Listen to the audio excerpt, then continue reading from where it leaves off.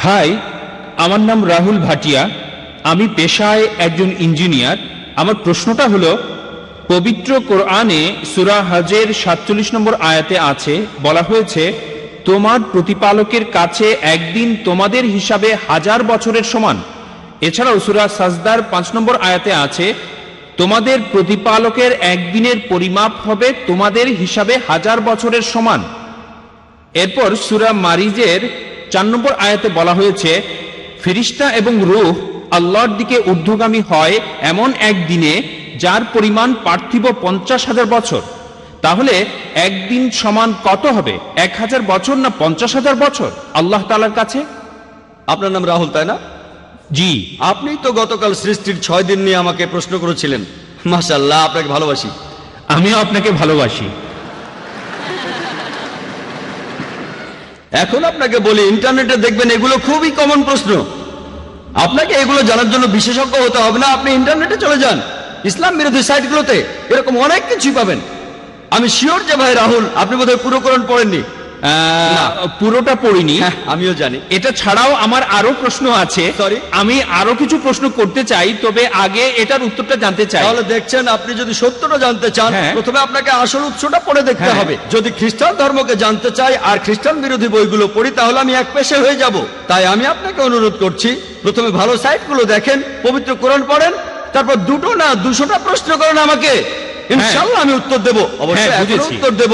ওকে। তবে আমি দাওয়ার কাজে নিয়োজিত, এটা বুঝি যে লোকে ইসলাম বিরোধী সাইটগুলো দেখে, প্রথমে সেখানে নেগেটিভ পয়েন্টগুলো দেখে মেনে নিয়ে ইসলামের বিরুদ্ধে চলে যায়।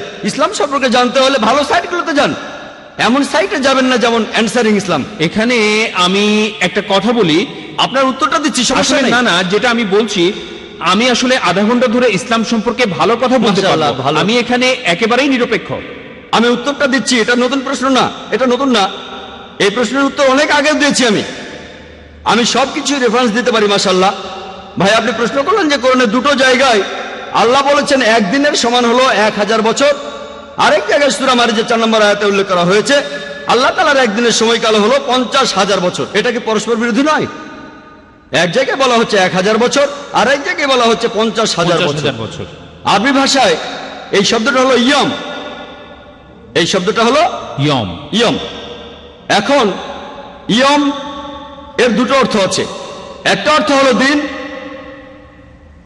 দিন দিন 24 ঘন্টা একদিন। অন্য অর্থটা হচ্ছে একটা সময়কাল, একটা যুগ। এটা যে কোনো একটা সময়কাল হতে পারে। তাহলে ইয়মের একটা অর্থ হলো দিন, আরেকটা অর্থ হলো একটা সময়কাল।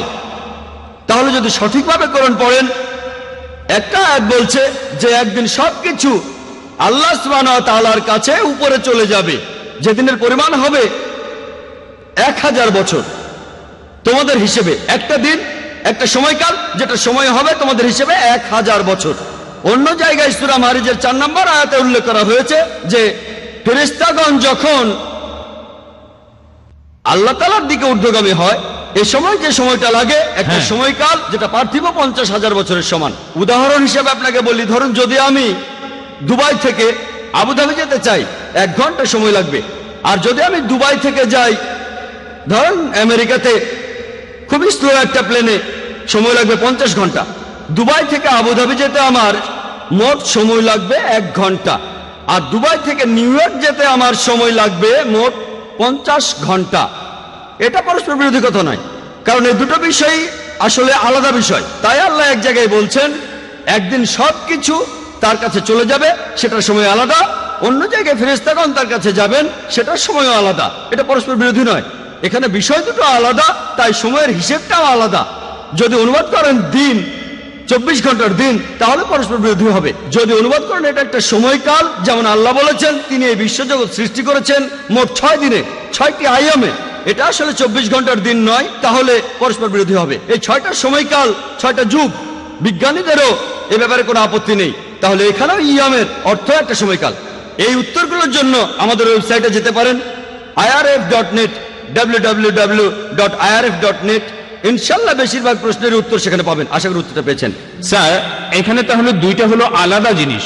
হ্যাঁ, ঠিক, এক্সেলেন্ট। আচ্ছা, আর আর যে শব্দটা আপনি বললেন, শব্দ দুইটা আলাদা, একটা হলো দিন ইয়ম আর শব্দটার অন্যটা দুটো হলো অর্থ আছে। একটা অর্থ হচ্ছে 24 ঘন্টার দিন, অন্যটা হলো যুগ, সময়কাল। আর এই দুইটা জায়গাতেই ইয়ম শব্দটা বলা হয়েছে, একই শব্দ আছে। একই শব্দ হ্যাঁ। দিয়ে বোঝানো হচ্ছে একটা দিন বা যে তিনটা আয়াত বলেছেন সবগুলোতে, সূরা হাজে আছে, সূরা মারিজে আছে, এছাড়াও যেখানে বলা আছে যে আল্লাহ পৃথিবী আর আকাশমণ্ডলী সৃষ্টি করেছেন 6 দিনে, এখানেও ইয়াম শব্দটাই। এর বহুবচন হচ্ছে আইয়াম। একই শব্দ সূরা ফুসিলাতে, আপনি হয়তো রেফারেন্সটা ভুলে গেছেন, 9 থেকে 12 নম্বর আয়াত, এখানেও আইয়াম শব্দটাই আছে। ওকে, তাহলে এই শব্দটা দিয়ে বোঝায় একদিন অথবা তবে হতে পারে এখানে একটা অর্থটা হচ্ছে সময়কাল। একটা সময়কাল, একটা যুগ। আচ্ছা, আর এই সময়কালটা হতে পারে, সময়কাল হতে পারে 1 ঘন্টা, হতে পারে 10 ঘন্টা, হতে পারে 10 বছর, হতে পারে 1000 বছর, 1 কোটি বছর।